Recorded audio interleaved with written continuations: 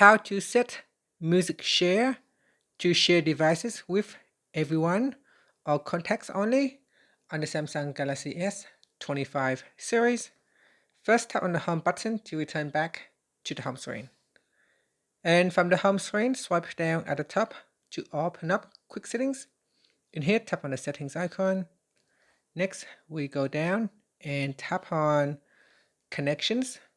After that, tap on Bluetooth.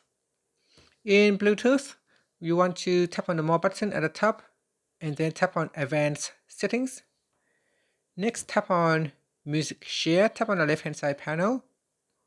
Then in here, scroll down and tap on share devices with.